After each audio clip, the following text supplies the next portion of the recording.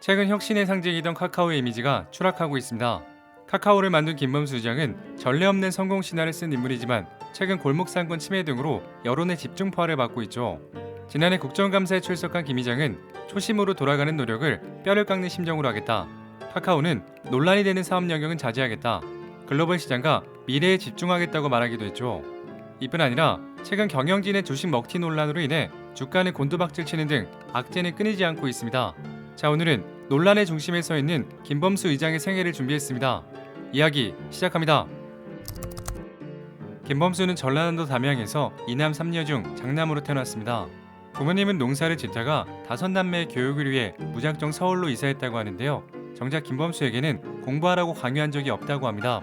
다만 넌 잘하고 있다며 항상 응원을 해주셨는데 훗날 김 의장은 이런 격려와 지지가 큰 힘이 되었다고 말했습니다.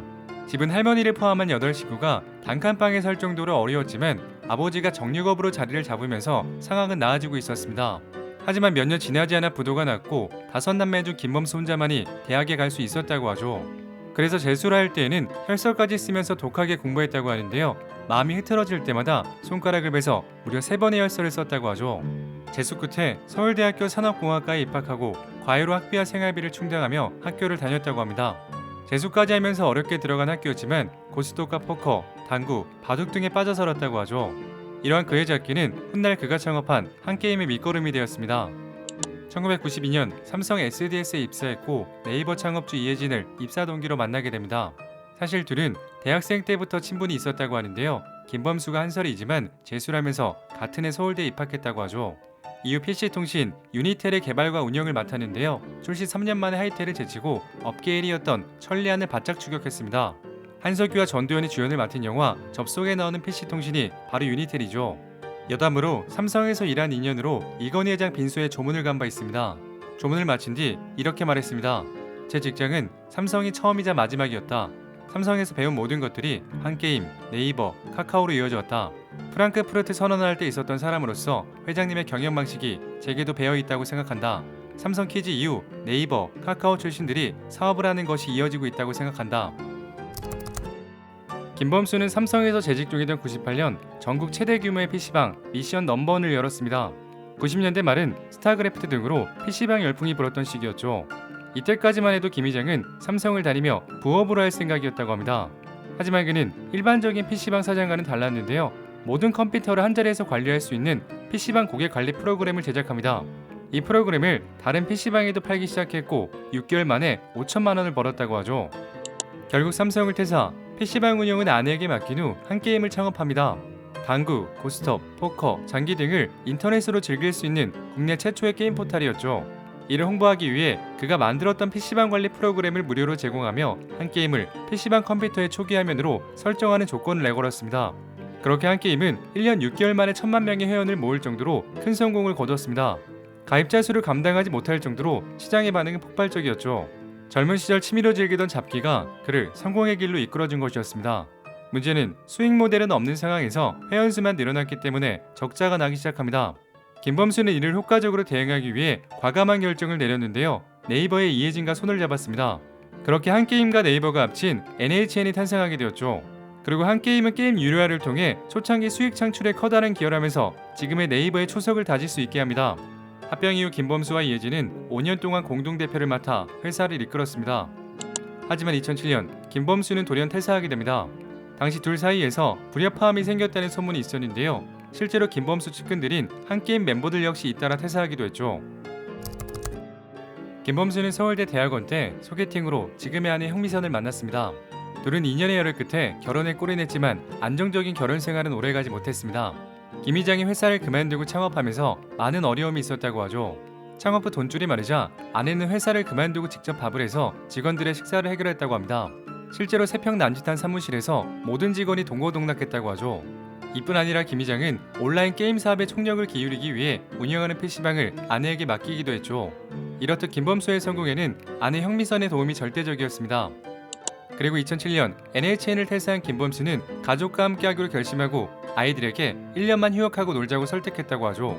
당시 아이들은 고1과 중3이었다고 하는데 나도 재수했는데 1년 정도 늦게 대학 가면 어떤가 라고 생각했다고 합니다. 그렇게 가족은 여행 다니고 당구 치고 PC방에 다녔다고 하는데요. 무서운 건 애들한테 아무것도 못하게 하고 강제로 놀게만 했다고 하죠. 김 위장은 휴식 기간 중 최고의 기억은 가족과 함께 디아블로를 깬 것이라고 말했습니다. 식구 중에 딸이 게임을 가장 못했는데 게임 고수인 아들과 아내의 지도로 실력이 일취월장했다고 합니다. 그렇게 넷이서 게임을 하다 보면 시계는 새벽 4시를 가리키고 있었고 PC방 주인이 이상한 눈빛으로 쳐다보면 그게 정말 행복했다고 합니다. 그러던 중 김범수는 번뜩이는 아이디어가 생각나 출근 좀 해야겠다고 가족들에게 말하고 새로운 프로젝트를 시작합니다. 바로 카카오의 시작이었습니다. 김 회장은 아이폰을 접하며 모바일 혁명을 예감, 모바일 서비스에 집중하기로 결정합니다. 그렇게 2010년 3월 카카오톡이 등장하게 되었죠. 사실 카카오톡이 새로운 서비스였던 것은 아니었는데요. 전 세계적으로 인기를 끌던 왓츠 앱이 당시에 이미 서비스되고 있었고 우리나라에도 많은 사용자를 확보한 상태였습니다. 하지만 왓츠 앱은 유료였지만 카톡은 무료로 서비스되는 강점을 가지고 있었죠. 무료 문자로 포장된 카카오톡은 무서운 속도로 이용자를 늘려갔고 출시 1년 만에 1000만 명의 이용자를 모을 정도로 큰 성공을 거두었습니다. 카톡을 사용하기 위해 스마트폰을 구매한다는 이야기가 나올 정도였죠. 이러한 성장 배경에는 기존 문자의 한계 때문이었는데요. 당시만 해도 문자는 글자 수 제한에다 별도의 통신비를 지불해야 했죠. 하지만 카톡은 인터넷에 연결만 되면 글자 제한 없이 무제한으로 이용할 수 있었고 귀여운 이모티콘은 흥행을 더욱 이끌었습니다. 이후 PC 기반 메신저들도 디니어 모바일용 앱을 내놓았지만 그 누구도 카카오톡의 아성을 넘지 못했습니다. 2012년에는 가입자 5천만 명을 돌파하며 국민 메신저로 자리 잡게 되었습니다. 하지만 한 게임 초기 때처럼 수익 모델이 없다는 것이 문제점이었는데요. 이용자는 많지만 어떻게 수익을 거둘 것인가가 카카오톡의 숙제로 거론되었죠. 실제로 상당 기간 뾰족한 수익 모델 없이 운영되었고 매달 서버 비용만 10억 원씩 빠져나갔습니다. 결국 NHN을 퇴사하면서 받은 돈마저 고갈되자 텐센트로부터 투자를 유치하여 자금난을 해결하기도 했죠. 하지만 김범수는 사람이 모이면 돈이 된다는 신념을 믿고 있었습니다. 먼저 사람을 모으고 시장을 지배하는 위치에 있을 때 과금 모델을 적용하여 수익을 창출하는 것입니다. 카카오 또한 이와 같은 방식을 취하는데요. 수익 모델에 대한 우려가 절정에 달했을 때 게임을 통한 수익 모델을 발표합니다. 애니팡과 쿠키런 등 국민 게임을 내놓으며 흑자 전환에 성공한 것이죠. 그리고 2014년 카카오는 다음과 합병을 선택합니다. 아이러니하게도 그가 불과 수년 전 문닫고 있던 네이버와 최대 경쟁사인 다음과 하나가 된 것이죠. 이렇게 포털 사업까지 진출하게 되면서 네이버를 위협하는 경쟁자로 부상합니다. 사명은 다음 카카오로 결정되었고 1년 만에 다시 카카오로 변경했습니다. 이후 카카오는 막대한 회원수를 바탕으로 카카오뱅크, 택시, 내비게이션, 쇼핑, 게임 등으로 사업을 확장합니다. 카카오는 100개 이상의 계열사를 거느린 명실상부한 대기업으로 성장했습니다. 하지만 카카오는 최근 독점, 갑질 기업의 오명을 쓰고 창사 이래 최대 위기를 맞았습니다. 스크린골프, 택시, 대리운전, 꽃배달 등 골목 상권으로까지 사업을 확장하면서 내수형 기업이라는 비판을 받고 있죠. 소상공인들은 카카오가 해외 시장을 개척하여 경쟁하는 대신 좀 더 쉬운 국내 자영업종 분야로 진출하여 중소기업의 생존권을 박탈하고 있다고 성토했습니다. 김 위장이 지난해 국정감사에서 말한 대로 성장의 지혜, 주인은 돌려보지 못하고 무리한 사업 확장을 한 결과입니다. 여기에 더해 카카오페이 경영진이 자사 주식을 매각하면서 경영진의 도덕적 해이를 비난하는 여론이 확산되었죠. 경영진의 자사주 매각이 위법은 아니지만 시장이 고점으로 받아들여 매도에 나서기 때문에 소액 주주들의 피해와 회사 가치 하락으로 이어집니다. 이러한 주식 먹튀 논란으로 인해 카카오를 향한 사회적인 비판은 수그러들지 않고 있죠. 자, 이렇게 카카오는 주식 먹튀, 골목 깡패 이미지 등 악재가 이어져 오고 있습니다.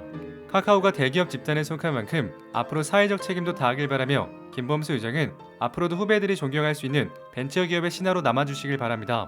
오늘 이야기는 여기까지입니다. 재미있게 보셨다면 구독과 좋아요 부탁드립니다. 지금까지 역사비디오였습니다.